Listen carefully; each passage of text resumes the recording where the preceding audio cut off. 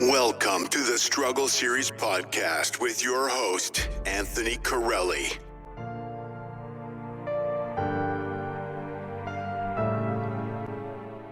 Well, good evening, everybody, and welcome to the Struggle Series podcast. I am your host, Anthony Corelli, and tonight, as promised, we are going to do our final short story for this season.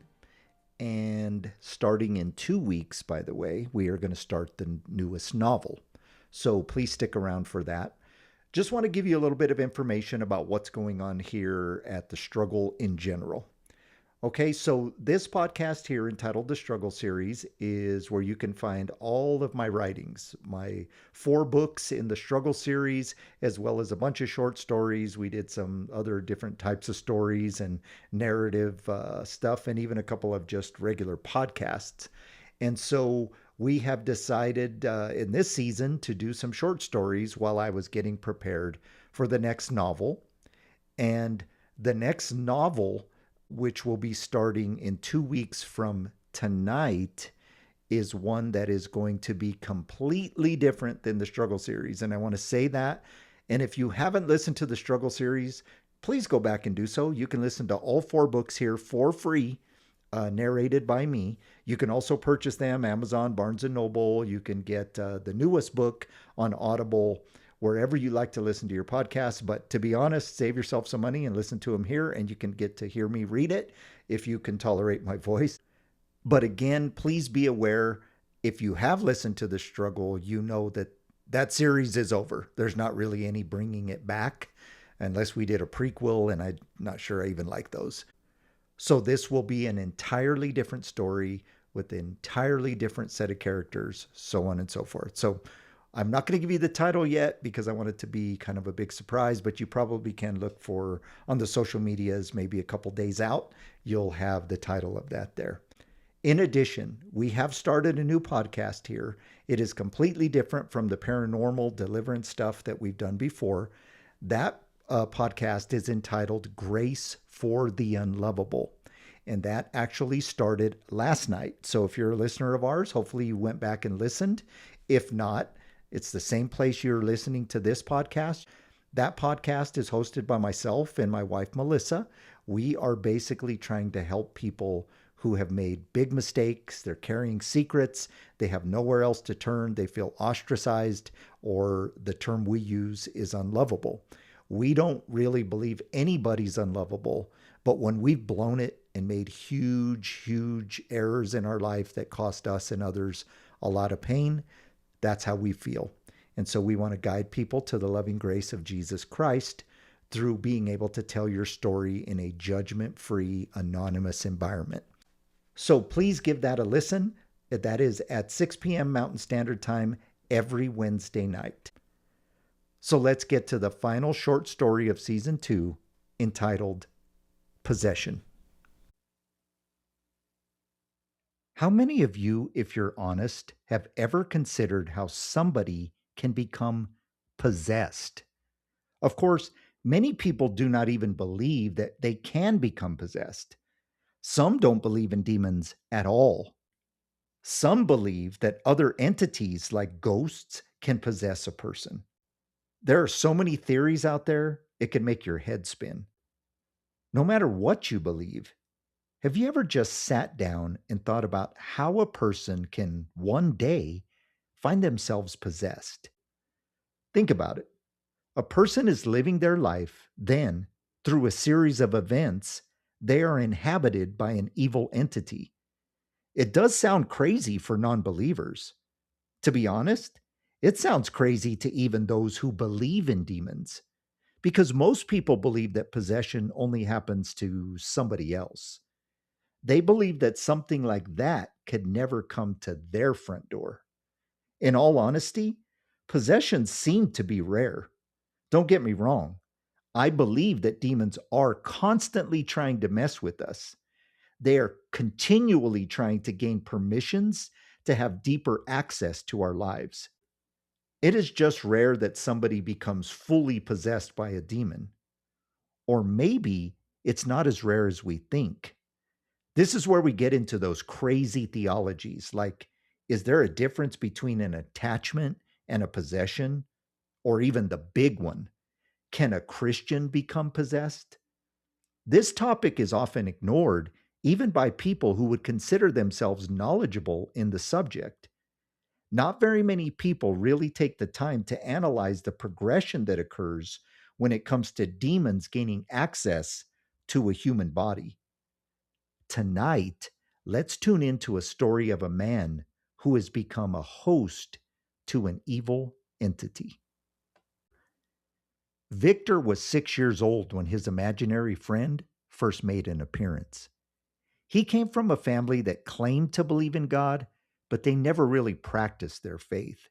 They had a Bible that sat on a shelf, but Victor never saw them open it, let alone read it. Although they claimed to be Christians, they definitely lived their lives more like agnostics. When Victor first talked about tea, the family didn't think much of it. His parents considered it part of a normal childhood development. After all, most children have imaginary friends, right? One night, T came to Victor's bedroom, as he often did. They had their normal playtime before T decided to reveal his intentions to Victor. T said, "Do you know why you're the only one who can see me? It's because you're special, Victor. You see, I'm a spirit. Most people can't see spirits, but you can. That is why I came to you.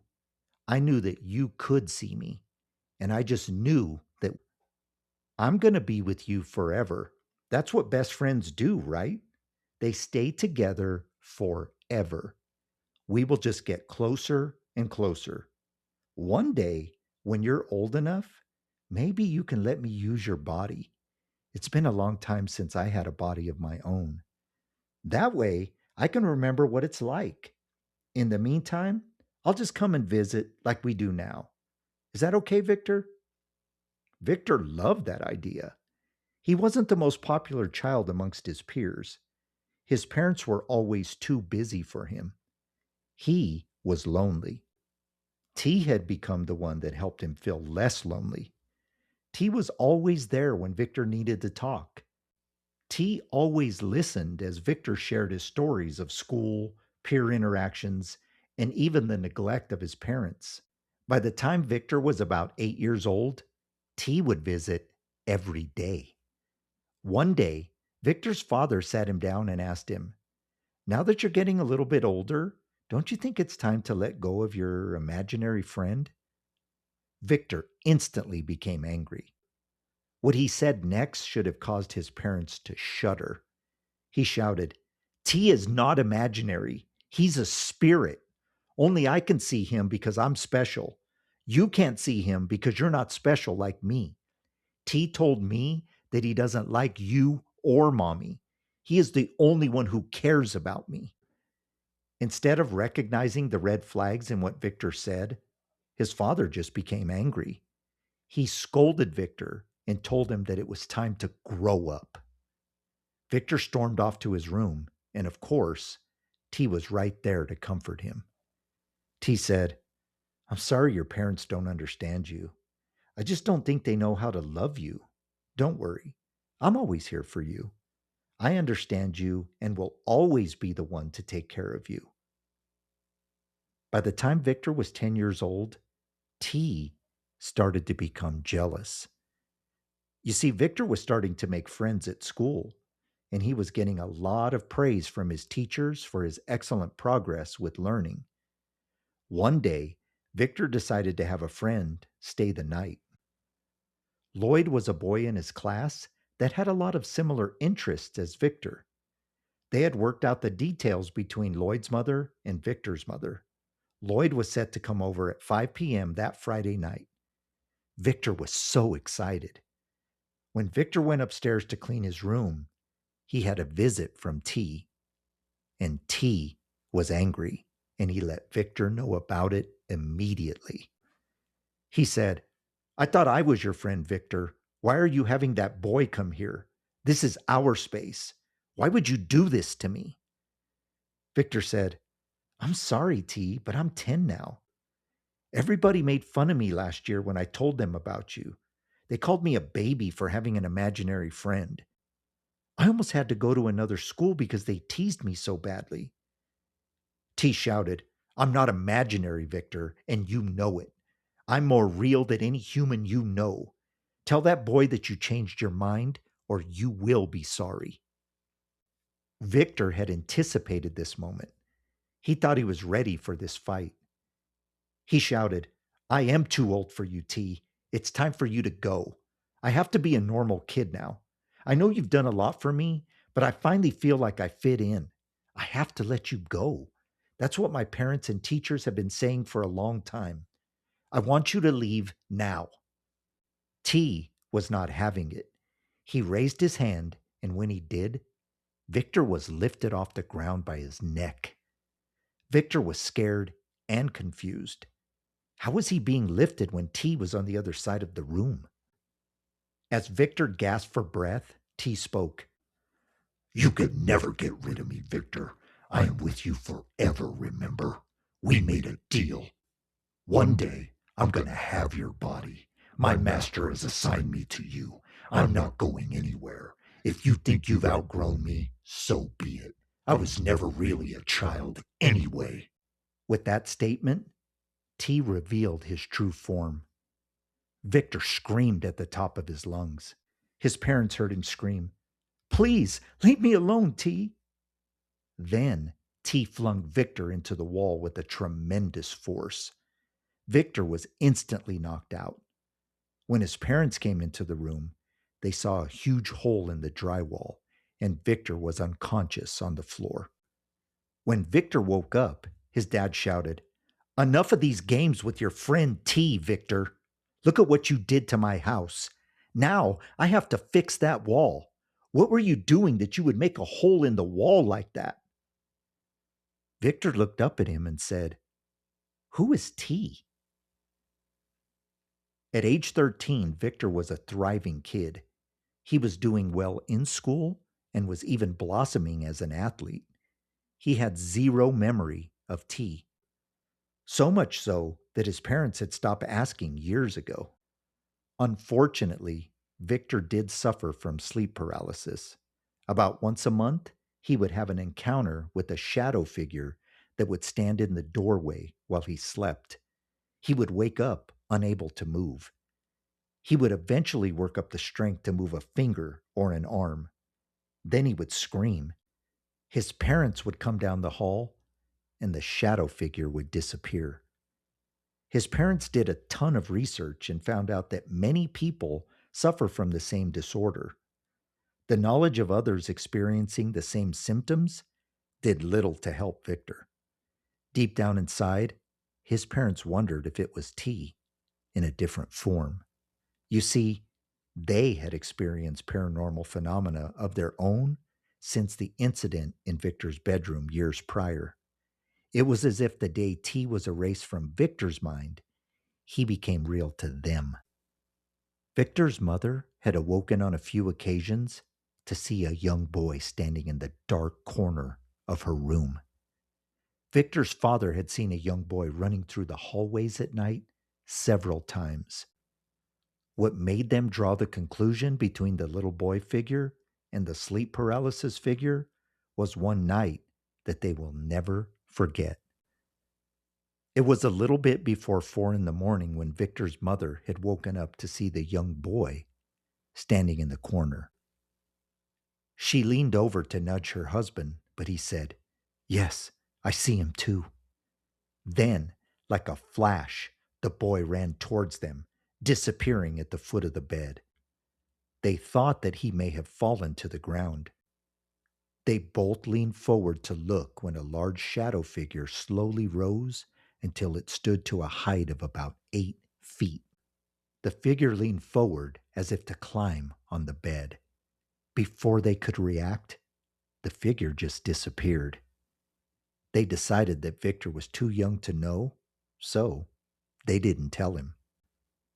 Shortly after that, Victor had a friend over for the night. His parents actually rested easier on these nights because the sleep paralysis seemed to take a break when Victor had a guest over. On this night, Victor and his friend were up late watching a movie. Of course, it was a horror movie. They had all the lights off. Victor's friend was not scared at all, but Victor had a strange feeling. It was the same feeling he had when he was having a sleep paralysis episode. During a scene of the movie, when the screen got dark, both boys saw it at the same time. Just to the right of the television that was hanging on the wall was a figure. There was no discernible features, but it was definitely a shadow in the shape of a person. Victor's friend began to stutter and point in the direction of the entity. Victor was frozen. He wondered if he was sleeping and this was all a dream. Before he could gather his thoughts, the being lunged forward. It slashed at his friend. A scream echoed through the hallway. Within seconds, Victor's parents ran to the room and turned on the light. Victor's friend was curled up by the headboard, covering his face with his hands. They asked Victor, "What happened?" He could not speak. He just pointed to his friend. His parents went over to him and said, "It's okay, we're here now." When the poor boy looked up, he had 3 huge slashes on his face. These were not surface level. They would need stitches. The boy's parents were called and met Victor's family at the hospital. When Victor was asked what happened, he told the truth. Of course, nobody believed him. Even when his friend corroborated his story, he still wasn't believed. The boy's parents threatened to call their lawyer and ask Victor's family to leave. Victor was never allowed to play with that boy again. By the time Victor was 17, the paranormal activity in the house was almost daily. Objects would fly off shelves, shadow figures would be seen weekly, and voices could be heard coming from nowhere. There was even an instance where the television that hung on the living room wall disappeared and reappeared in the crawl space. This is when the family decided to call in a priest. The day that the priest arrived, it only took about 5 minutes for the family Bible to fly off the shelf right in the direction of Victor. The priest did not last long after that. He all but ran out of the house, telling them he couldn't help them. The family suffered another 6 months before they decided to move. Just like that, everything stopped. It was easy for them to believe that it was the house that was haunted. When Victor was 25, he got married to his wife Miranda. It was the happiest day of his life. The memories of his old house and the demon that haunted him were gone. They were replaced with joy. A year later, he found out that he was going to be a father. He was so happy that he could barely contain himself. He never dreamed he could be so fulfilled. On the day of the ultrasound, he found out that it would be a boy. He would have taken a girl, but a boy is what he wanted. He could not have been happier. That night, he had a visit. It was in his dreams, but he knew it was real because the entity of his past was too familiar not to recognize. The demon said, I told you a long time ago, Victor. I need that body of yours. I will soon come to collect on our deal. When he woke up, he was concerned. It was a dream, but it was all too real. As he lay there in the darkness, he whispered the words, You will never have my body. A voice from the darkness whispered back, Then you will suffer until you surrender. 2 years later, Victor had all but forgotten about his dream. He was happy. His son was healthy. His wife was so good to him. He actually wondered what he had done to deserve so much happiness. That was until the day it all fell apart. Victor walked into work and was asked to visit his boss's office. Out of nowhere, he was told that he was being laid off. It seemed that the company had been bought out and the new owners did not want his position retained. He could not believe how quickly his high-paying job was eliminated. Now what would he do? He was forced to clean out his desk immediately. He didn't even have time to call Miranda. He saw her name pop up on his phone several times in a row, but he could not answer with security standing over his back. When he finally made it to the car, he returned her call. The person that answered the phone was not his wife. Victor said, "Who is this, and why are you answering my wife's phone?" The man said, "My name is Officer Hicks, sir. I tried to call you several times. I actually obtained your wife's phone at the scene of an accident. I am investigating. I found the name husband in her phone and assumed you would be the person to call." Victor said, "What accident?" Officer Hicks said, "I'm sorry to tell you this, sir, but your wife was struck by a truck that ran a red light. Her and your son are deceased." Victor sat in his car in complete shock. He could not move. The officer said, "Their bodies were transported to Regional Hospital. I'm sure they will need you there to identify the bodies. I'm on my way there now. I can meet you there and bring her personal items." Victor did not remember starting the car. He definitely didn't remember the drive over. When he got to the hospital, he spent the next 5 hours identifying bodies, calling family, and doing paperwork. He went home to an empty house. Sadly, he had no one to stay with him. That left him vulnerable. As he sat on the couch, a voice inside him said, Victor, this is God. I'm here for you. Please call out to me. Victor had never known God. He hadn't set foot in a church in years. He had not read a Bible since he was a young boy, and he was angry. He shouted, "Why would I turn to you? What kind of a God would take my family like that?" The voice said, Victor, I know you are angry, and I'm okay with that. We can talk about that once we start our relationship. I can handle all of your anger. Right now, you are in danger. Please call out to me. Victor released a series of expletives towards God and said, "I don't need a God who would take my wife and child from me. I hate you." In that moment, Victor looked up to see a shadow figure at the end of the hall. He heard it laugh a sinister laugh. Victor shouted, "I don't need you either." The figure said, Well, you chose me. It's too late now. Then the entity ran down the hall and attacked Victor right on his own couch. The entity blinked once, then twice. He smiled a sinister smile using Victor's mouth. Victor, stuck deep down inside, said, "Please don't do this to me." The being said, You did this to yourself. You had a choice. it would take Victor 2 weeks before he was in control of his body again. It was too late. He sat in a jail cell. Some had no empathy for him. After all, what kind of man kills his parents? Others had empathy, assuming he snapped after losing his job and his family in one day. Either way, his life was over, at least his life outside of a cell. As he sat on a bunk in the dark, he heard a voice say, Thank you, Victor, for letting me use your body. I wanted to kill them for years, but I'm done with you. You can have yours back. For now.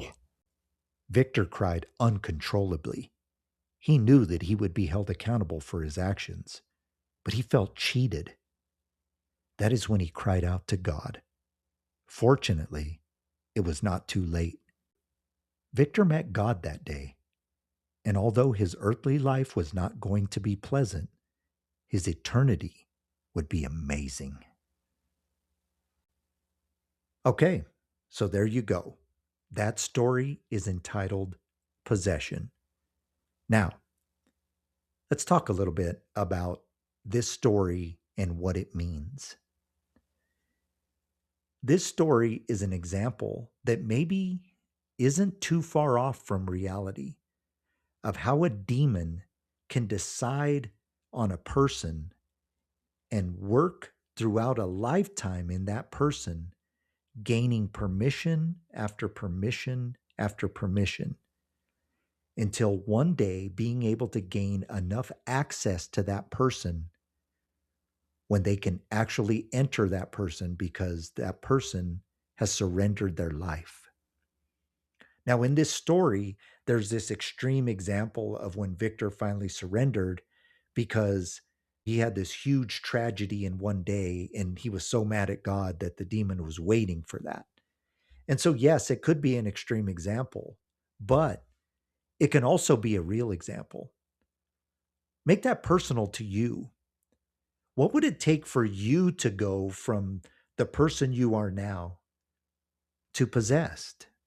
And please hear me. I'm not trying to scare you. I'm not trying to make it to where you feel like it's hopeless and eventually one day a demon is going to whittle you down. It's actually the opposite. What I'm trying to do is get you to understand how these demons work and what their purpose is so you can recognize these situations well before you get to that one day like Victor had, right? So what would it take? What would you do in a tragedy? Would you trust that God is in control even though you can't understand? Or would you be so angry that you would renounce your faith in him? What if you don't have faith in him at all? Does that make you more vulnerable? How do demons talk to you? Do you recognize their voice versus your own voice? What would that whittling down look like? Because as you hear in this story, demons will start out representing themselves as somebody or something you can trust. They will teach you slowly but methodically how to not trust God. They will find flaws in scripture or flaws in theology or flaws in the Christians that are around you to make God look not only untrustable, but in some cases unreal or not believable or non existent. And that's when a demon can start to gain deeper and deeper access into your life. You've heard me constantly give the example of the permissions that would need to be obtained. I don't believe in very many cases, if any at all, that a demon can go from not knowing you to possessing you in a very short period of time. It's like a house, right? And you have a front gate. The demon would have to get permission to come to your street. Then it would have to knock on your front door and it would have to convince you to let it in. Then it would have to gain permission to come into your living room. Then it would have to gain permission to come deeper into your house until it finally reaches, probably the most intimate place in your house would be your bedroom, right? So metaphorically, it would need to gain that final permission into the deepest levels of your being, your dwelling, right? Which is this body of yours, which is what the demons want. So it's easy to look back and go, I'm good. My life is good. I trust God. I don't really believe in demons. But would you recognize it if it started to happen to you? Would you recognize the first signs? Would you be able to see when there's something inside of you trying to convince you to give up your will? That's when you would know. So there's a little story to kind of give you a glimpse of what it may look like and challenge you to look at your own theology and your own belief systems and then to be aware, because I believe that demons are after all of us all the time. It's a daily effort to get you to turn from God, turn towards it, right? And I think you've heard this cliche saying by Christians a million times, but it's true. God designed you for a purpose, and anything that's taking you away from that purpose is not from Him, right? And if a demon can get you so far off the path that your purpose isn't even in your vision, you're way more vulnerable than you think. because God created you for that purpose and he's constantly pushing you that way. What's beautiful about the grace of God is no matter how many times you stray or how many times you turn the other way or how many times you blatantly ignore him, he's a gentleman, but he will continue to pursue you. He will continue to remind you that he's there. All you have to do is turn back towards him, and he will meet you right there and put you right back on the path. I want to thank you again for listening to the Struggle Series podcast. Do not forget that this podcast is written, narrated, and produced by me, Anthony Corelli. This program is copyright The Struggle LLC. If you want to find out more about us, you can visit thestruggleseries.com. If you'd like to reach out to us personally, you can reach out to me at thestruggleseriespodcast@gmail.com. Do not forget that in 2 weeks, we start our next novel. That'll be right here where you're listening to this podcast. And if you have some time, check out our new podcast, Grace for the Unlovable. That is every Wednesday night at 6 p.m. Mountain Standard Time. Hope to see you soon. May God bless you and bring you peace. Thank you for listening to the Struggle Series podcast. Please like, subscribe, and tell a friend. We will see you next time.